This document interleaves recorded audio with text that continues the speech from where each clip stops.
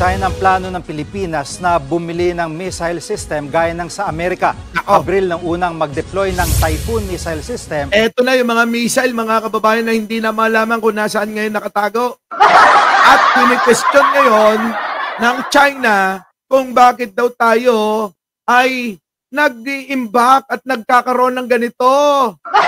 Bakit tayo nag-acquire at bumibili ng mga ganitong sandata? Kita nyo mga kababayan ng China, no? Grabe gulang.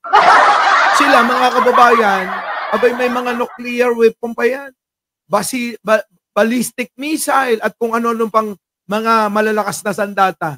Samantalang tayo mga kababayan, iilan lang naman yan na ibinibigay ng Amerika.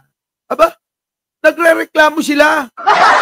Para bang ang China, mga kababayan, sila lang ang may karapatan na magkaroon